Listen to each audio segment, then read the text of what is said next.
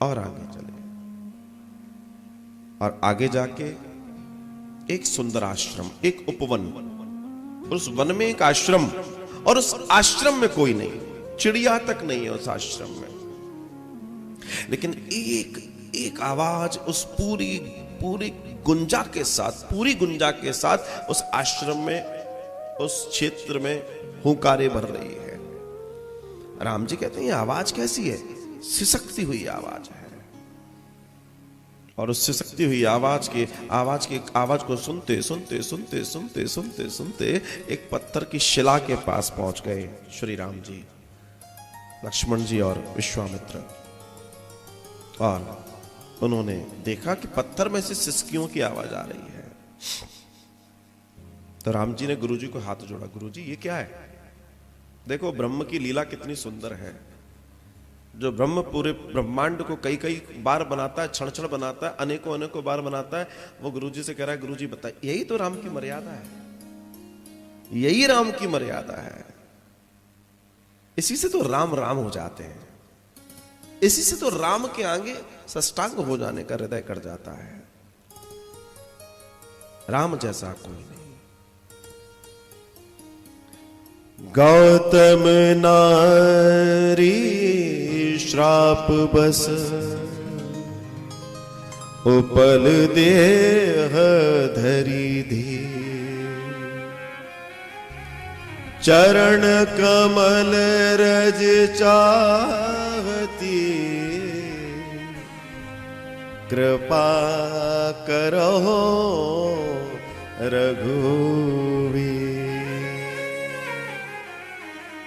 हे रघुवीर कृपा कीजिए। ये गौतम ऋषि की नारी अर्थात पत्नी है और ये आपके चरणों की रज चाहती है। आप कृपा करके अपने चरणों का स्पर्श ने दे दीजिए, इनका कल्याण हो जाएगा। और जैसे ही राम जी ने सुना कि ऐसा करना है, राम जी 4 कदम पीछे हो गए। ये मैं नहीं कर सकता, ये ऋषि पत्नी है, ये ब्राह्मणी है, मैं इन्हें अपने चरण नहीं लगा सकता, ये तो घोर पाप हो जाएगा, मुझे ब्रह्म पाप लगेगा, नहीं ये मैं नहीं कर सकता। बहुत समझाया, फिर दर्शन आता है कि विश्वामित्र जी उनकी चरण की रज उठाकर उसके ऊपर, और तब वो स्त्री के रूप में परिवर्तित हो गई। और ठीक सामने राम जी खड़े हैं और वो नारी हाथ जोड़ के बैठी है, मुझ पर कृपा कर दी प्रभु, मुझ पर कृपा कर दी, मेरे पति ने मुझ पर कृपा कर दी। लोग कह रहे थे श्राप दे रहे हो, मैं भी सोचती थी कि श्राप है। अब बताओ मैं पाषाण हो गई, मैं पत्थर हो गई, लेकिन आज पता पड़ा कि उन्होंने मुझ पर कृपा कर दी थी, आपसे मिलन हो गया। सोचो, मैं इसलिए बार बार कहता हूं उन सभी लोगों को, कई बार फोन आते हैं कि साहब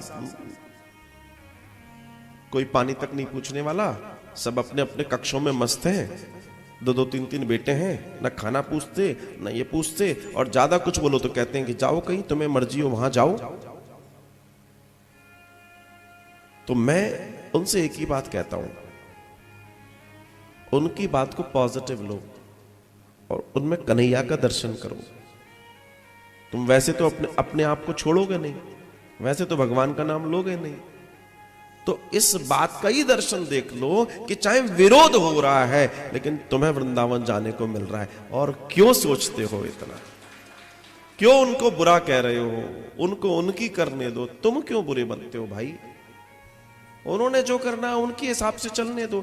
तुम यहां आकर जिंदगी भर रो बैठ के कि नहीं मेरे बच्चों ने ऐसा किया, मेरा बेटा ऐसा, अरे तुमने अपना कर्म किया, उसने अपना किया, लेकिन विरोध ही सही। तुम वैसे तो नहीं निकल रहे थे ना, उन्होंने निकाला, उन्होंने कुछ किया, लेकिन तुम्हें धाम मिला ना, और धाम मुक्ति देता है ना। अब क्या चाहिए? तो सीधे बोल दो कि तुम्हें भगवान नहीं चाहिए, नहीं तुम्हें तो वही चाहिए, तो फिर बात ऐसी हो जाए। लेकिन अगर ऐसी स्थिति बन रही है तो उसका विरोध मत कीजिए, उसका स्वागत कीजिए। वारे गोविंद, तूने भी क्या हिसाब किताब का गोला घुमाया है, अंतोगत्वा अपने पास खींच ही रहा है। चाहे कैसे ही पहुंचे, हमें तो कृष्ण तक पहुंचना है, हमें तो ईश्वर तक पहुंचना है।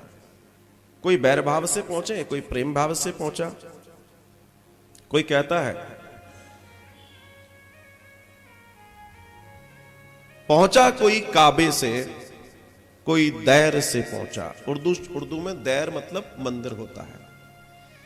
पहुंचा कोई काबे से, कोई दैर से पहुंचा, लेकिन पहुंचा है जो भी वो तेरी मेहर से पहुंचा। जो तेरी मेहर हो जाए, जो तेरी मेहर हो जाए तो वो पहुंचा ही जाता है।